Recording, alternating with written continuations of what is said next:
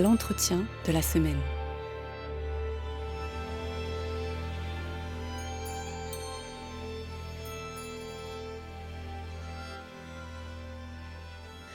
Nous n'avons aucune peine à associer Champollion au déchiffrement des hiéroglyphes, mais qu'en est-il de l'écriture cunéiforme ? Quels sont les savants qui ont percé les mystères de ces caractères et pourquoi n'ont-ils pas connu la même célébrité que leurs confrères égyptologues ? Dans son dernier livre, Dominique Charpin retrace la folle aventure du déchiffrement de l'écriture cunéiforme et de l'assyriologie, la discipline qui étudie les civilisations derrière cette écriture. Professeur au Collège de France, correspondant de l'Académie des inscriptions et belles-lettres, Dominique Charpin est également un homme de terrain. Épigraphiste, il a réalisé des missions en Syrie et en Irak et il est aujourd'hui avec nous dans le studio de Canal Académie pour nous parler de son dernier livre, En quête de Ninive, des savants français à la découverte de la Mésopotamie. Dominique Charpin, bonjour. Bonjour. Alors avant de rentrer dans la grande histoire de l'assyriologie, arrêtons-nous d'abord sur ce terme pour les auditeurs qui n'auraient jamais entendu. À quelle zone géographique fait-il précisément référence ? À la zone par laquelle les recherches ont commencé, c'est-à-dire le nord de l'Irak actuel, donc dans l'Antiquité, la Syrie, et là on a un problème toujours, notamment quand on est à la radio, parce que il s'agit de l'Assyrie, le pays des Assyriens, à distinguer de la Syrie, et donc quelquefois ça peut donner lieu à des confusions. Et donc en 1842, on a commencé par fouiller dans la région de Ninive, donc en plein cœur du pays assyrien. Et c'est Renan qui, en 1859, alors que les recherches sur l'écriture cunéiforme avaient déjà bien été entamées, qui a proposé que sur le modèle des égyptologues spécialistes de l'Égypte, on appelle assyriologues les spécialistes de l'Assyrie et de la langue assyrienne. Donc l'assyriologie, cette discipline, elle commence à se développer au milieu du 19e. Et à cette époque, l'Europe est marquée par ce qu'on appelle l'orientalisme. Cette fascination pour les civilisations orientales est très présente dans les arts, la littérature, la peinture. Elle va inspirer plein d'artistes comme Flaubert en France, par exemple.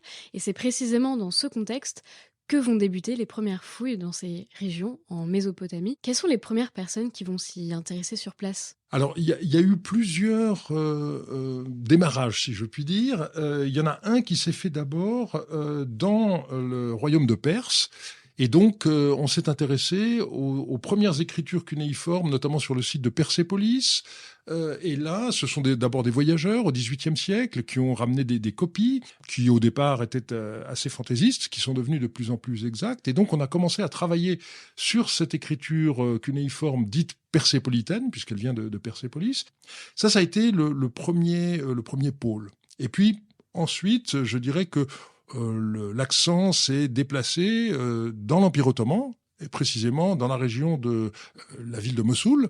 Et c'est comme ça que les fouilles ont commencé en 1842, qui étaient menées par le consul de France à Mossoul, qui s'appelait Paul-Émile Botta. Qui n'a reçu aucune formation. Le problème est que l'archéologie n'est pas encore constituée comme discipline à ce moment-là, et c'est l'époque où on a beaucoup de diplomates, on a quelquefois aussi des militaires ou des religieux qui, en fonction de l'endroit où ils se trouvent, se lancent dans des explorations archéologiques. Mais c'est vrai que la méthode, elle s'est constituée progressivement dans le cours du 19e siècle. Et on peut dire qu'on commence à avoir des fouilles méthodiques aux alentours de 1900. Auparavant, ce sont des façons de faire qui, rétrospectivement, nous paraissent un peu terribles.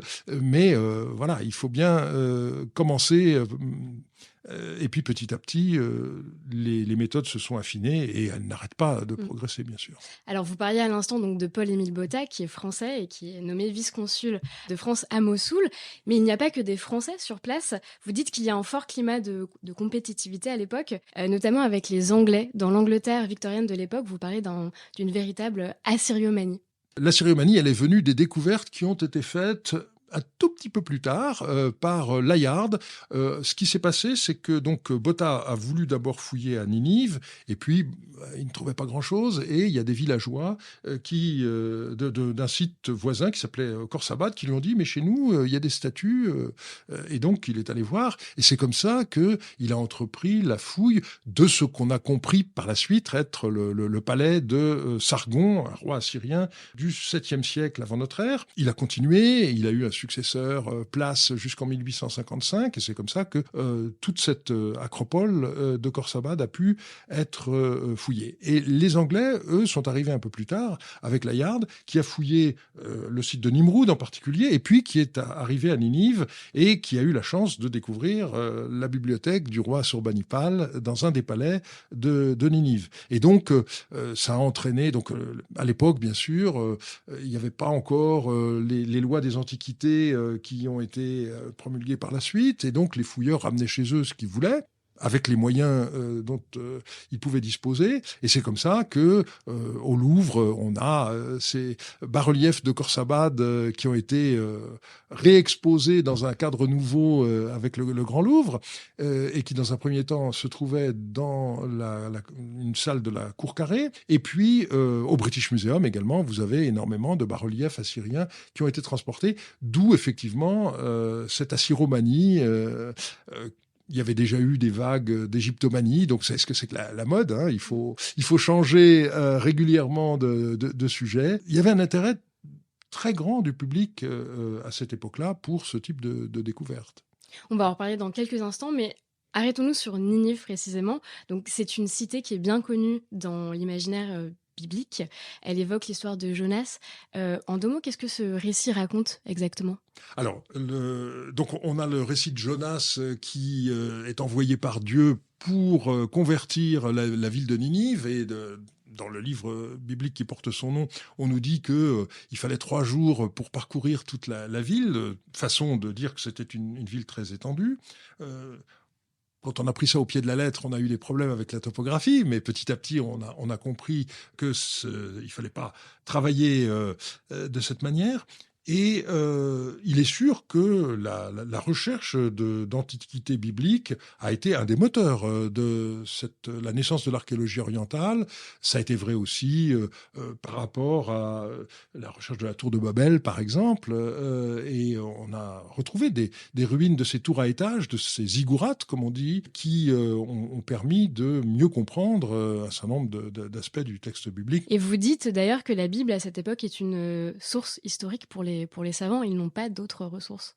Alors, ça fait partie. Il y a dans les textes classiques un certain nombre d'indications, mais qui sont souvent de type légendaire. Et c'est vrai que ce qui s'est passé, c'est que quand on a commencé à déchiffrer les textes assyriens, on a trouvé dans ces textes le nom de rois qui étaient présents dans la Bible, comme Sennacherib, par exemple, ou le nom de villes, comme Uruk ou Our.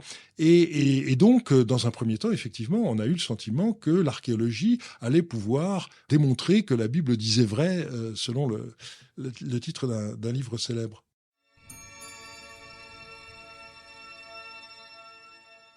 Alors pourquoi la découverte de Ninive va remettre en question le statut de la Bible ? Ça s'est fait quand petit à petit on a déchiffré les textes découverts dans cette bibliothèque d'Assurbanipal. Donc ces textes ont été envoyés au British Museum au début des années 1850, et puis il a fallu les mettre en ordre. Ces textes ont fait partie des documents qui ont aidé à déchiffrer l'écriture cunéiforme et à comprendre que la langue qui était notée ainsi, c'était de l'assyrien, qui était une langue sémitique. Et donc, avec la connaissance qu'avaient les savants de l'époque de l'arabe et de l'hébreu, on a pu surmonter les difficultés du déchiffrement. Et je dirais que aux alentours de 1860 à peu près, on a déjà une base de déchiffrement qui est bonne. Et ce qui s'est passé, c'est que un peu plus tard, en 1872, un des employés du British Museum, qui s'appelait George Smith, a découvert un texte qui était le récit du déluge. Et là, tout à coup, on a vu la parenté de ce texte avec le texte biblique, parce qu'il y avait par exemple l'histoire des oiseaux qui sont envoyés à 3 reprises, et la 3e fois, les oiseaux ne reviennent pas, ce qui est le signe que la terre a à nouveau émergé. Et donc, on s'est demandé, bien sûr, quelle était la relation entre les 2 textes. Est-ce que l'un avait copié l'autre? Est-ce qu'il y avait un ancêtre commun?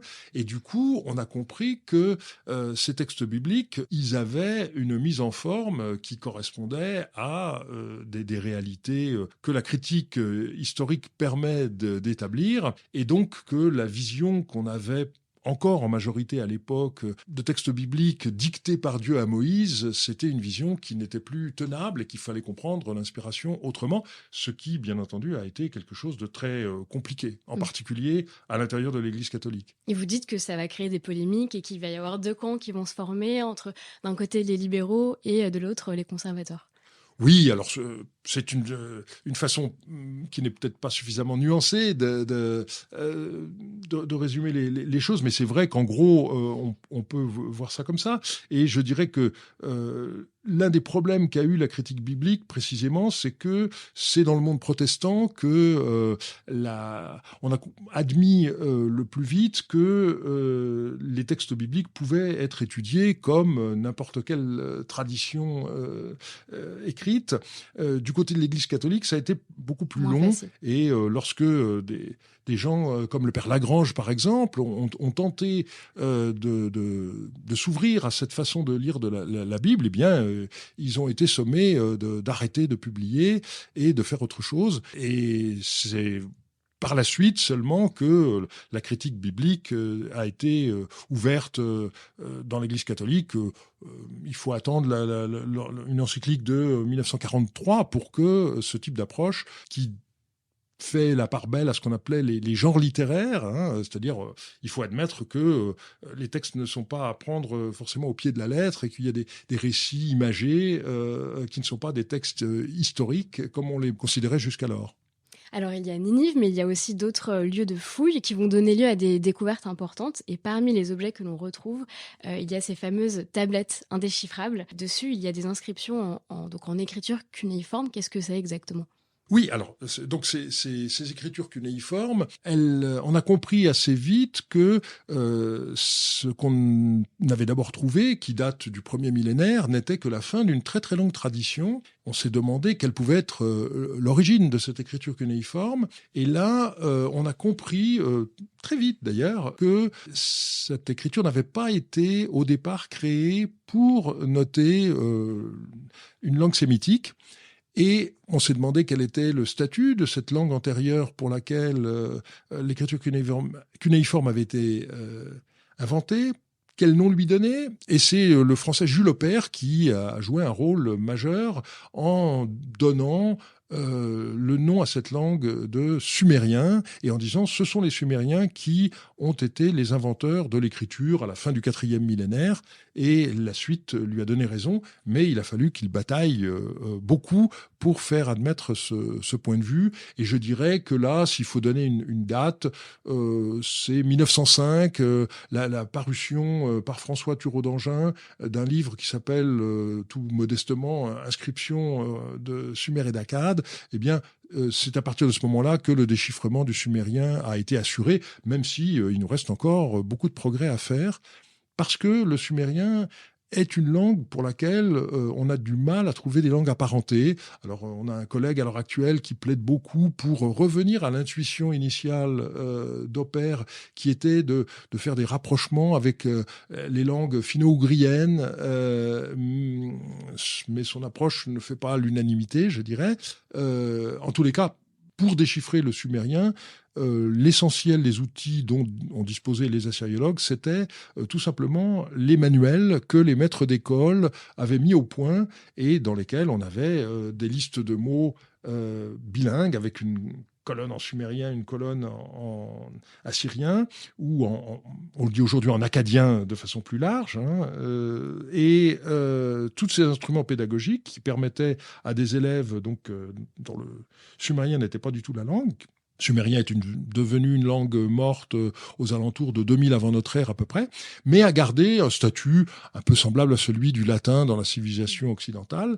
Et donc on apprenait à lire et à écrire en sumérien de la même manière qu'en Occident, on apprenait à lire et à écrire en latin. Ce sont les frères des écoles chrétiennes, on a oublié ça, hein, mais c'est seulement à partir de la fin du XVIIe siècle qu'on a admis qu'il était possible d'apprendre à lire et à écrire en français. Et donc on avait le même type de problématique dans cette civilisation. Alors, vous dites que le déchiffrement est long et progressif.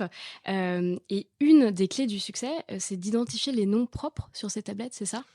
Absolument. Ça, c'est un point général dans l'histoire des déchiffrements. Les noms propres aident beaucoup. Ça a été le cas pour commencer avec les cunéiformes persépolitains, on l'a vu tout à l'heure, et ça a continué. Et pour les hiéroglyphes, on sait que ça a été également de cette manière que on a pu progresser. Mais les noms propres ne sont pas tout. Il y a aussi justement la nature de la langue. Quand vous repérez que le mot pour désigner l'argent, c'est kaspa, alors vous vous dites, mais kaspa, c'est exactement le même mot qu'en hébreu pour désigner l'argent. Et donc, du coup, vous vous dites, mais alors, cette langue, c'est une langue sémitique. Et à partir de ce moment-là, quand vous avez de plus en plus de lectures de signes, vous repérez de plus en plus de mots qui ont une allure sémitique. Et c'est comme ça aussi que on a commencé à bien comprendre l'assyrien. Et il faut savoir que donc l'assyrien, c'est une des deux branches d'une langue que leur locuteur appelait akkadien, en fait. Et au nord, c'est l'assyrien, et puis autour de Babylone, c'est le babylonien. Donc assyrien et babylonien sont deux branches de l'akkadien, qui est cette langue sémitique de l'Est par rapport à l'hébreu, le phénicien, qui sont des langues de l'Ouest. Tout à l'heure, dans l'introduction, je vous ai présenté comme épigraphiste. C'est justement ça, en fait. L'épigraphie, c'est étudier les inscriptions qui sont sur ces tablettes en argile ou en métal. Voilà. On a une différence essentielle par rapport aux collègues qui travaillent sur le monde de l'Antiquité classique gréco-romaine, parce que eux ont deux grandes branches. Tout ce qui a été transmis par la tradition, qui a été recopié dans des manuscrits à l'époque médiévale, et puis ils ont aussi les inscriptions qu'on découvre sur toutes sortes de supports, sur la pierre, le métal, éventuellement les papyries. Mais pour nous, il n'y a aucun texte qui soit parvenu par le biais de copies d'une tradition ininterrompue. Tout vient des fouilles. Et donc, vous l'avez dit, le support privilégié de l'écriture, et c'est une grande chance, ça a été la tablette d'argile. C'est une grande chance parce que l'argile se conserve très bien, même s'il y a un incendie. Et également, même si la couche dans laquelle se trouvent ces tablettes d'argile est sous le niveau de la nappe phréatique et donc dans une zone d'humidité, lorsque on sort les tablettes lors des fouilles, il faut faire sécher lentement les tablettes et à ce moment-là, elles deviennent dures. La plupart des tablettes, en fait, n'ont jamais été cuites dans l'Antiquité. Elles l'ont été éventuellement accidentellement lorsque la ville a été attaquée par un ennemi et qu'on a mis le feu. Et à ce moment-là, bon, les bâtiments ont brûlé et tout le contenu, et notamment les tablettes, ont brûlé avec. Mais très souvent, on retrouve des tablettes qui sont en argile crue. Donc ce support a été notre grande chance. Si vous regardez dans le monde gréco-romain, qu'est-ce que vous avez comme archives, hein? On a des choses à Herculanum ou Pompéi qui ont brûlé, mais qu'on a réussi à déchiffrer. Et c'est en fait surtout en Égypte que vous avez des archives, parce que le papyrus, là, s'est conservé à cause de conditions climatiques favorables. Mais autrement, ce que les épigraphistes du monde gréco-romain travaillent, ce sont surtout des inscriptions sur pierre, par exemple. Nous avons la chance que tout ça, c'est très bien conservé. Et le paradoxe, c'est que une partie des inscriptions auxquelles on voulait donner de la longévité, eh bien, on les gravait sur la pierre ou sur le métal, et c'est pas forcément ça qui est arrivé jusqu'à nous. Le plus grand nombre de textes, ce sont les textes de la vie quotidienne, donc qui étaient inscrits sur de l'argile, et on pensait pas du tout, en utilisant l'argile, à cette question de longévité. On s'intéressait à l'argile parce que c'était un support très facile. On est dans une plaine alluviale, donc il suffit d'épurer l'argile qu'on trouve dans le sol, et on fabrique ces tablettes. On inscrit les signes à l'aide d'un roseau, et là, le long des canaux, des roseaux, il y en avait partout qui poussaient. Donc c'était simplement le souci de l'économie et de la facilité pour se procurer la matière première qui explique le choix de ce support. Mais ça a été évidemment quelque chose pour les historiens de magnifique.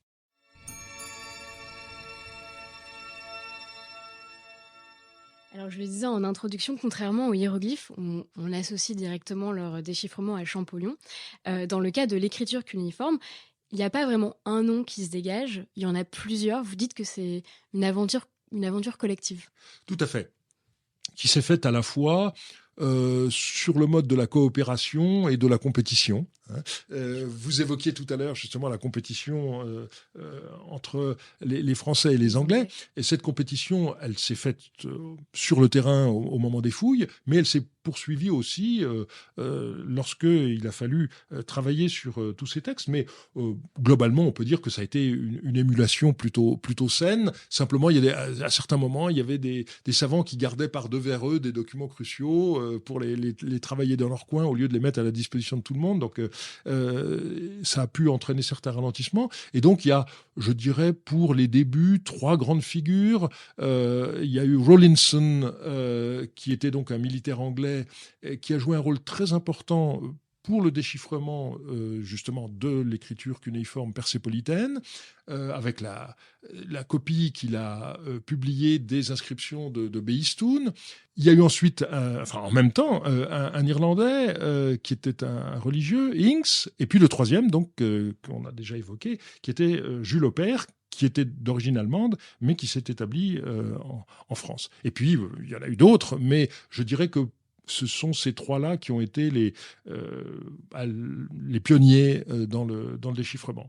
Et par rapport à Champollion, puisqu'il faut faire une comparaison, ils sont tous les 3 moragés. Et donc, je dirais par rapport à la légende de Champollion, cette légende romantique, au XIXe siècle, il faut des héros qui meurent jeunes, ça va mieux encore dans l'image qu'on se fait du génie. Eh bien, évidemment, nos 3 assyriologues qui sont morts du côté de 80 ans, ça n'a pas frappé les esprits de la même manière. Donc, il y a eu ces deux aspects, le côté collectif et le fait qu'on n'a pas une personnalité qui soit morte jeune et autour de laquelle on ait développé cette espèce de culte du héros. Donc on n'a pas exactement l'équivalent de la lettre à Monsieur Dacier, dont on a célébré le bicentenaire tout récemment. Mais on a quand même une date qui est marquante, c'est 1857. Ça a été la découverte d'une inscription nouvelle sur le site d'Achour, qui a été copiée par un Anglais qui s'appelait Norris et qui a transmis sa copie à un amateur éclairé qui s'appelait Talbot, qui est surtout connu comme un des inventeurs de la photographie, mais qui s'intéressait aussi au cunéiforme. Et Talbot a fait un premier déchiffrement de cette inscription et il a dit à Norris, ce serait intéressant de communiquer votre copie à d'autres savants en leur demandant de ne pas communiquer entre eux et de vous envoyer leur traduction sous une enveloppe scellée. Et puis, on pourrait comme ça comparer les différentes traductions. Et c'est ce qui a été fait. Et donc, en mai 1857, il y a eu une séance solennelle de la Société asiatique royale à Londres. Et on a décacheté les 4 traductions. Donc, il y avait celle de Talbot, celle de Rawlinson, celle de Inks et celle de Aubert. Et on a vu qu'elle concordait suffisamment pour qu'on puisse considérer que, oui, le déchiffrement du cunéiforme et de la langue assyrienne était une chose sérieuse et assurée. Il y avait des différences, mais en gros, le sens des 4 versions était bien le même. Oui. Donc, voilà, 1857, c'est pour les assyriologues un peu la même chose que 1822 pour nos collègues égyptologues. Mais comme je viens de le montrer, c'était 4 personnes et non pas une. Je voulais quand même revenir sur la figure de Jules Aubert qui revient en fait tout au long de votre livre. Qui est-il exactement et quelles ont été ces grandes découvertes, ces grands faits marquants ? Alors, c'est donc quelqu'un qui est né à Hambourg en 1825, qui a fait des études à la fois de droit et d'orientalisme. C'est lui qui a, je dirais, systématisé les découvertes qui avaient été faites jusqu'alors. Et il a publié en 1858 un livre dans lequel, pour la première fois, les principes du déchiffrement étaient exposés avec la première liste de signes cunéiformes et leur lecture systématiquement établie. Et puis ensuite, il a continué avec une grammaire. Là, il a écrit la première grammaire de la langue assyrienne en 1860. Et donc, c'est comme ça qu'il a établi sa réputation et il a continué des travaux. Et c'est pour lui qu'a été créée en 1874 la première chaire de archéologie et philologie assyrienne au Collège de France. Donc, alors justement, vous le disiez, il fait partie donc des pionniers, et puis progressivement, la syriologie va se consolider et donc devenir un champ d'enseignement, vous l'avez dit à l'instant.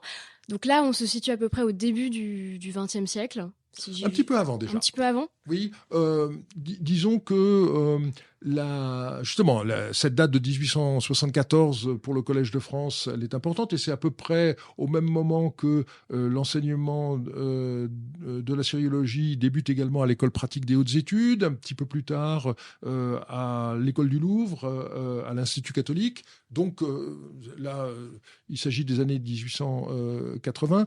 Donc dans les 2 dernières décennies du 19e siècle, c'est le moment où il y a la formation d'une nouvelle génération. Moi, c'est quelque chose qui m'a intéressé, justement, de ne pas en rester au récit traditionnel des déchiffrements, mais de voir ensuite comment une spécialité se construit. Et ça s'est fait de plusieurs manières, donc par la formation d'élèves et tous les gens ont été en poste à partir de 1900 avaient suivi l'enseignement d'Opère, et puis après ça, on a des gens qui ont suivi l'enseignement des élèves d'Opère, et ainsi de suite. Et puis, ça s'est fait aussi par le développement de lieux de recherche, donc des bibliothèques, des musées dans lesquels il y a des collections de tablettes cunéiformes et où on peut les étudier. Et puis également la constitution d'instruments de travail, donc des manuels, des collections de publications de textes, et puis le développement de revues de plus en plus spécialisées. Alors au départ, si on prend le cas de la France, les 2 revues qui ont été principalement sollicitées, c'était les comptes rendus de l'Académie des inscriptions et belles-lettres d'une part, et le journal asiatique d'autre part. Et ce qu'il faut voir, c'était que à cette époque-là, ces publications étaient avec une fréquence beaucoup plus grande qu'aujourd'hui. Le journal asiatique, par exemple, a été publié tous les 2 mois, alors qu'aujourd'hui, c'est une publication semestrielle. Donc c'était une façon d'avoir des échanges qui étaient très rapides entre les savants. Puis on s'envoyait par la poste des tirés à part. Donc finalement, en termes de vitesse de circulation de l'information, nous sommes très fiers de nos sites internet, mais je dirais qu'au 19e siècle, ça marchait pas si mal que ça, de cette manière. Petit à petit, on a créé des revues spécialisées. Donc la première en France, c'était la revue d'assyriologie qui a été fondée par Opère et puis par un conservateur du Louvre qui s'appelle Le Drin en 1884 et qui est toujours vivante aujourd'hui. C'est la plus ancienne revue d'assyriologie au monde qui soit toujours vivante. Et j'en suis très fier puisque j'ai recueilli cet héritage et on le poursuit. En Allemagne, il y a eu également des revues spécialisées, etc. Donc, tout simplement parce que la production devenait telle que les revues traditionnelles ne suffisaient plus.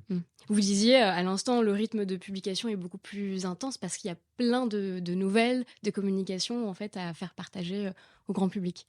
Voilà. Et c'est là où il y a quelque chose, moi, que j'avoue, je n'avais pas mesuré, c'est à quel point il y avait un écho dans le grand public de ce qui se passait. Par exemple, il y a des tas de journaux destinés au grand public qui rendaient compte toutes les semaines des activités de l'Académie.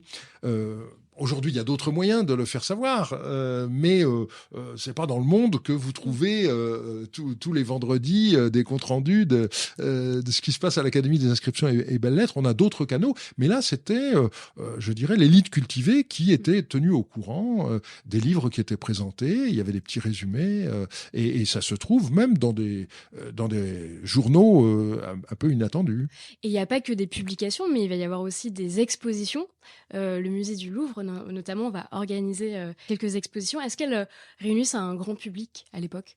On n'a pas de données chiffrées très, très précis, mais on voit bien justement l'écho dans la presse de ces expositions. Ça a commencé par le musée assyrien de Louis-Philippe en 1847, lorsque les premiers bas-reliefs de Khorsabad sont arrivés par bateau jusqu'au Louvre. Et il y a eu d'autres expositions importantes. Par exemple, en 1902, alors là, c'était pas au Louvre dans un premier temps, c'était au Grand Palais. Il y a eu une grande exposition sur les découvertes qui venaient d'être faites à Suse.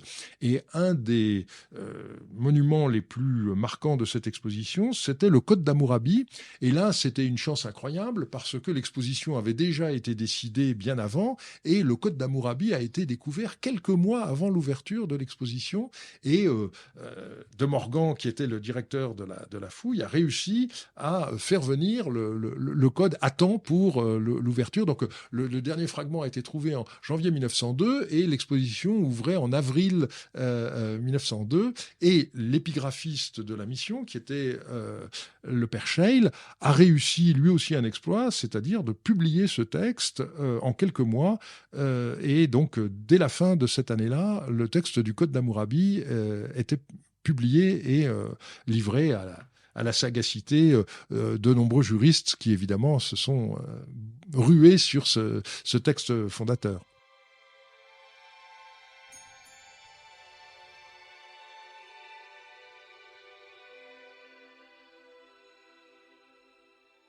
On va faire un saut dans le temps. Au fil des années, la discipline va se spécialiser. Elle va prospérer notamment après la Seconde Guerre mondiale. On parle des 30 glorieuses de la sériologie. Et une nouvelle génération de spécialistes va s'installer, avec notamment des femmes, ce qui était assez inexistant jusqu'alors. Il va y avoir beaucoup de créations de postes, notamment au CNRS. C'est là, je dirais, où y a un tournant dans la façon de faire. Si vous regardez le carton d'invitation pour l'inauguration de la bibliothèque d'assyriologie qui a été ouverte au Collège de France en 1937, on a retrouvé le texte avec la bibliothécaire actuelle, et ça commence par « Chers collègues ». Et y a pas on n'envisage pas d'inviter des femmes, donc 1937. Et de fait, quand on regarde toutes non seulement les chaires qu'il pouvait y avoir au Collège de France, à l'École des hautes études ou ailleurs, mais quand on regarde aussi les conservateurs du Louvre, lorsqu'il y avait des femmes, c'était vraiment dans des postes de bibliothécaires, d'assistantes, etc. Mais c'était pas comme savantes. Et c'est là où le CNRS a joué un rôle important parce que dans les postes qui ont été créés donc après la Seconde Guerre mondiale, là on a vu des femmes qui devenaient chargées de recherche et puis même par la suite directeur ou directrice de recherche. À l'époque, on ne se posait pas beaucoup la question de la féminisation des titres, mais ça a été un changement marquant. Et aujourd'hui, dans la sériologie mondiale, je n'ai pas fait de recensement précis, mais on est à peu près à la parité. Vous avez décidé d'arrêter votre étude en 1975. Pourquoi cette date ? Alors, c'était difficile de savoir quand est-ce que j'allais arrêter cette histoire de la sériologie. Et j'ai choisi 1975 pour deux raisons, une qui était personnelle et une qui était plus objective. Alors la raison la plus objective, c'est parce que c'est à ce moment-là que sont morts les deux principales figures de la sériologie française de l'époque. Donc on avait d'abord Jean Nouguerol en 1974 et puis quelques mois plus tard René Labatte.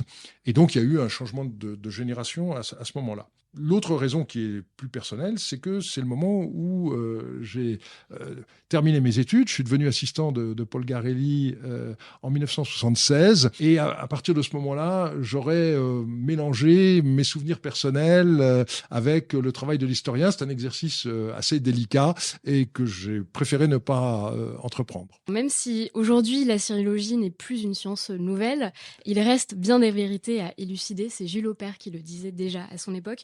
Est-ce que c'est toujours le cas aujourd'hui ? Oui, on n'arrête pas de faire des découvertes et c'est ça qui est tout à fait intéressant. Je dois aller la semaine prochaine à un colloque à Rome qui s'intéressait aux engagements divins et à leur expression orale dans l'Antiquité.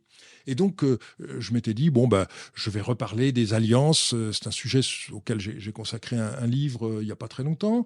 Et je me posais la question de savoir qu'est-ce que je vais pouvoir dire de nouveau. Alors j'ai commencé par réunir un certain nombre de textes qui ont été publiés ces toutes dernières années. Et puis en fait, en creusant, je me suis rendu compte qu'il y avait des textes publiés antérieurement, mais sur lesquels on pouvait avoir un nouveau regard. Et c'est toujours ce qui est dans notre discipline très intéressant. On a des textes nouveaux en quantité, parce que les fouilles continuent, parce que les réserves des musées sont loin d'être épuisées. Et chaque fois qu'on publie des textes nouveaux, il faut regarder ce qui était déjà connu avec un œil neuf. Et on s'aperçoit à ce moment-là qu'on peut avoir des nouvelles interprétations, qu'il y a tel ou tel aspect qui ne nous avait pas frappé. Et un texte nouveau met en valeur cet aspect. Donc c'est ça qui est tout à fait fascinant dans cette discipline. Et pour faire référence à votre conférence inaugurale au Collège de France, à quoi bon la sériologie aujourd'hui? Ça sert à quoi? C'est vrai que j'avais terminé sur cette thématique. Par rapport, je dirais, à l'utilitarisme de notre monde, je pense qu'il est bon de garder une certaine gratuité dans le savoir. Alors, ça peut se faire aussi du côté des sciences dites dures. Hein. Quand on voit tous les spécialistes d'astrophysique qui font de la cosmogonie, enfin de la cosmologie plutôt, qui étudie les origines de l'univers. Ça n'a pas de retombée économique immédiate, mais ça répond à cette question qui est d'où venons-nous? Alors, on peut le faire par rapport à l'origine de l'univers, on peut le faire par rapport à l'origine de l'humanité, et on a des paléontologues qui renouvellent notre connaissance de l'Homo sapiens, par exemple, et puis on peut le faire dans une échelle du temps qui est moins longue, mais qui quand même nous remonte à un passé qui est déjà ancien. Et avec la sériologie, on remonte aux origines, je dirais, des civilisations de l'écriture. Et donc là, on a l'avantage de pouvoir rentrer à l'intérieur des conceptions qu'avaient les anciens. Et c'est ça qui est pour nous extrêmement intéressant et en même temps difficile, c'est-à-dire d'arriver à comprendre ces mentalités qui sont par certains côtés très éloignées des nôtres, dans leur façon de considérer la place de l'homme dans l'univers, et en même temps, je veux dire, c'est aussi notre humanité, et donc il faut toujours faire très attention à bien voir à la fois le fil continu qui nous rattache à eux, et en même temps toutes les différences, et dans notre approche de ces civilisations, veiller à ne pas commettre d'anachronisme. Et cette école de la différence, je pense qu'elle est très utile pour vivre dans le temps présent également. Pour l'étudiant qui nous écouterait, quelles sont les qualités d'un bon assyriologue? La première, c'est la curiosité et l'enthousiasme. Je pense que sans ça, c'est pas la peine de continuer. Et puis, il faut une certaine ténacité, parce qu'il y a un bagage technique à apprendre lorsqu'on apprend les écritures, lorsqu'on apprend les langues. La lecture de nombreuses publications, donc il faut avoir aussi une bonne mémoire, parce que ça rend beaucoup de service, même si aujourd'hui, avec le numérique, on arrive à retrouver peut-être plus facilement qu'autrefois des passages d'un texte qu'on a en tête, mais dont on ne sait plus exactement la référence. Et il faut aussi de l'imagination, parce que je pense que des qualités purement techniques, ça ne suffit pas. Simplement, il faut que cette imagination soit contrôlée pour faire revivre cette civilisation mésopotamienne qui est si intéressante. Eh bien, peut-être que votre livre suscitera lui-même des vocations. C'est tout ce qu'on lui souhaite. Un grand merci, Dominique Charpin, d'avoir pris le temps de nous expliquer la grande aventure de la sériologie. Et j'espère que les auditeurs sauront un peu mieux déchiffrer cette discipline. Je rappelle le titre du livre, donc Enquête de Ninive, des savants français à la découverte de la Mésopotamie, 1842-1975. Et c'est publié aux éditions des Belles Lettres et du Collège de France. Absolument. Merci beaucoup et à bientôt. Au revoir.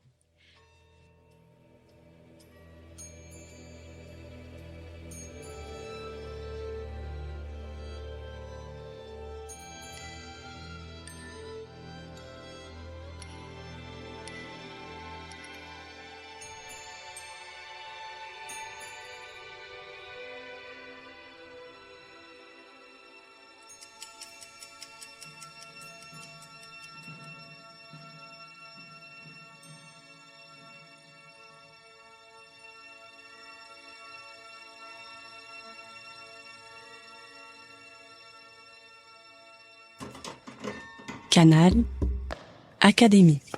La plateforme de podcast de l'Institut de France.